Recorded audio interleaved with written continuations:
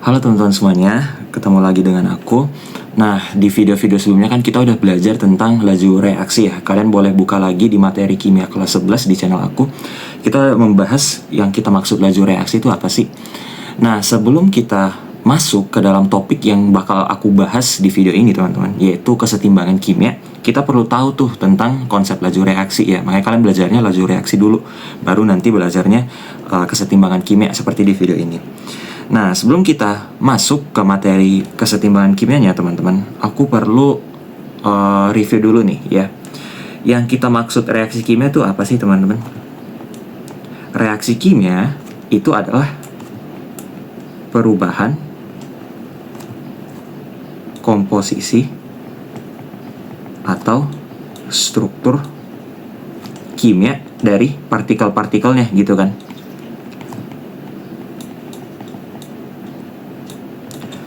Jadi ingat bahwa reaksi kimia itu kan terjadi pokoknya antara satu molekul tertentu gitu kan. Katakanlah molekul H2 gitu. Molekul H2 bereaksi dengan molekul O2 kayak gini ya.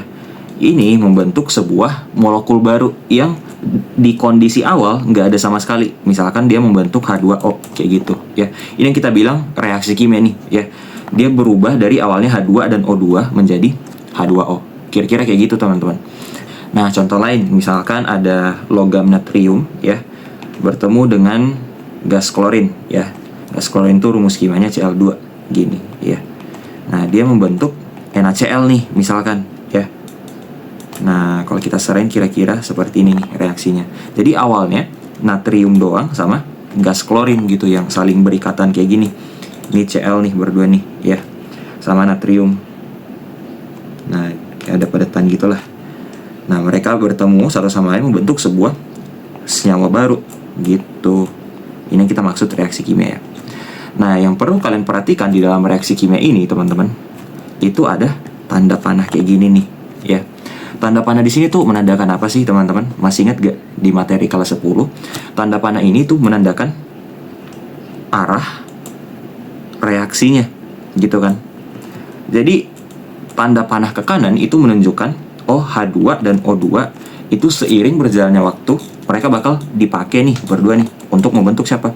Untuk membentuk si H2O-nya gitu ya. Nah, yang kalian lihat mungkin reaksi kimia seringnya kayak gini ya, tanda panahnya cuma satu arah. Nah, tapi teman-teman, faktanya di dunia nyata semua reaksi kimia itu nggak sesimpel mereka berjalan dari kiri ke kanan doang. Jadi selalu seperti ini nih. Contoh di atas yang H2 dan O2 itu dia membentuk H2O nih. Kita membakar si gas hidrogen gitu kan ceritanya kan.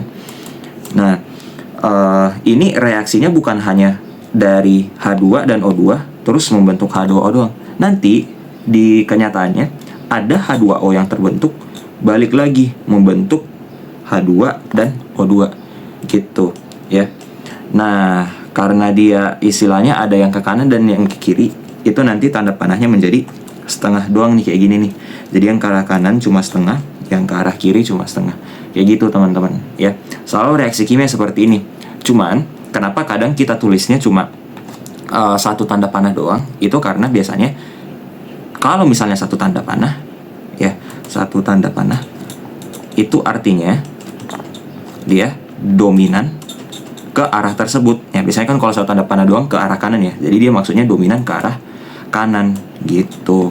Sampai kalau misalkan kita mau lakukan eksperimen nih, kita mau hitung yang ke arah kiri, ada berapa gitu reaksi yang terjadi. Nah, itu kita buat ngukurnya tuh susah ya. Makanya di sederhanain dengan ya udah satu tanda panah ke kanan aja. Sama kayak konsepnya kalau kalian ketemu angka 0,999999. Nah, itu kan mendekati satu banget ya. Ya udah dibulatin aja jadi satu kayak gitu ya. Nah, cuman aslinya jangan lupa sebenarnya ada yang ke kiri gitu kan. Nah, saking kecilnya yang ke arah kiri kita abaikan biasanya gitu ya. Nah, sekarang yang menjadi pertanyaan di sini teman-teman, kapan sih sebuah reaksi kimia itu berhenti gitu ya? Kalian bisa bayangin kayak gini. Awalnya itu kan H2 ya, gas hidrogen di sini nih contoh reaksi kimia aja ya. Terus oksigen ya, mereka saling dikombin nih membentuk H2O. Awalnya banyak tuh yang ke arah kanan. Nah, kalian bisa lihat di ilustrasi di bawah ini nih. Jadi awalnya dominan yang ke arah sana nih jadi si partikel-partikel ini yang hitam sama biru mereka dikombin membentuk H2O. Nah ini banyakkan yang ke arah kanan nih yang kebentuk. Nah tapi seiring berjalannya waktu teman-teman ya, laju reaksi ke arah kanan itu bakal semakin menurun ya. Nah sedangkan laju reaksi yang ke arah kiri itu semakin meningkat. Kenapa? Lagi-lagi kalian boleh balik nih ke konsep laju reaksi yang kita bahas sebelumnya. Laju reaksi itu kan semakin besar kalau misalkan konsentrasi dari zat reaktannya itu kan gede gitu kan. Nah, seiring berjalannya waktu, reaktan di sini itu semakin menurun jumlahnya. Sehingga laju reaksi yang mengarah ke sana itu bakal semakin menurun teman-teman. Ya makanya kesimpulannya seperti ini. Sedangkan yang ke arah kiri gimana? Ya sebaliknya. Yang produk itu kan semakin banyak yang kebentuk ya. Otomatis jumlah zatnya semakin banyak. Jadi laju reaksi ke arah kiri juga makin gede. Nah, kapan dia berhenti? Dia berhenti ketika ya dalam tanda kutip nih berhenti. Ketika laju reaksi ke arah kanan sama dengan laju reaksi yang ke arah kiri gitu. Jadi H2 dan O2 yang kebentuk H2O yang kebentuk jumlahnya sama dengan H2O yang diurai gitu, yang balik lagi menjadi H2 dan O2 kayak gitu ya. Nah kalau kita gambarin grafiknya kira-kira seperti ini teman-teman.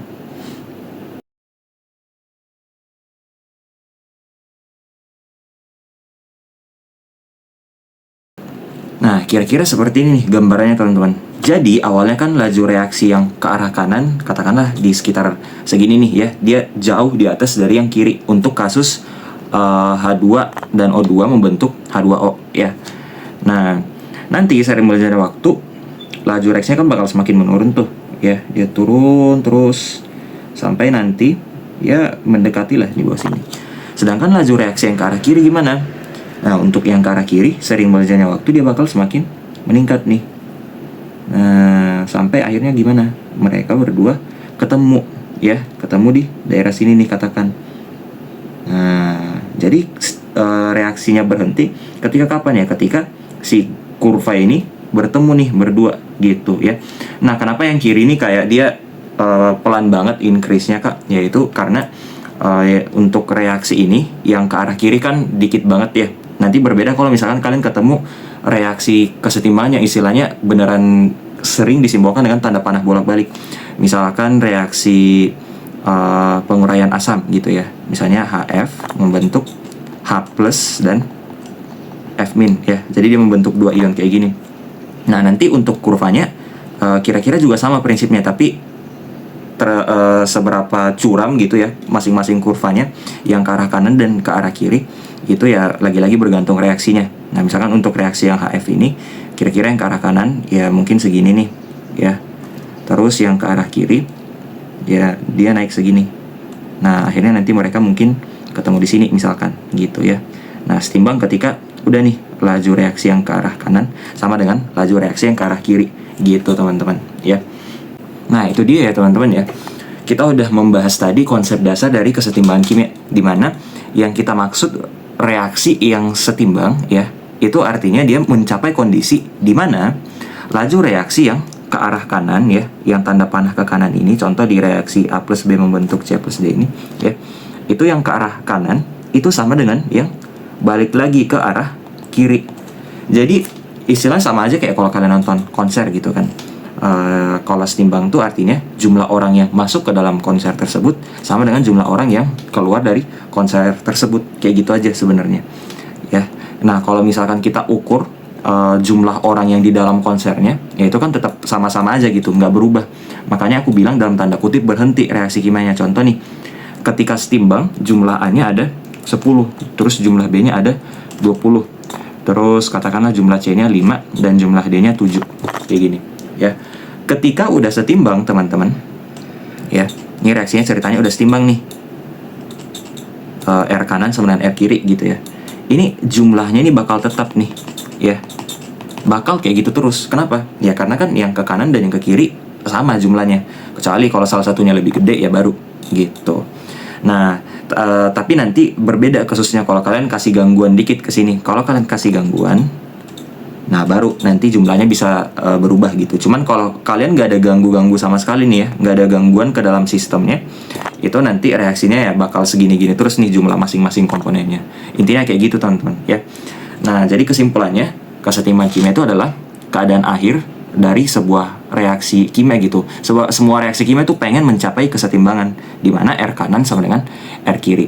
Nah, perlu kalian ingat juga bahwa ketika reaksi setimbang, jumlah dari setiap komponen-komponennya ini itu bakal tetap teman-teman, kecuali kalau kalian kasih gangguan ya, entah kalian ubahlah suhu di sekitarnya, kalian naikin tekanan di dalam reaksi kimianya dan sebagainya, berbeda-beda. Nanti kita bahas di video-video selanjutnya ya.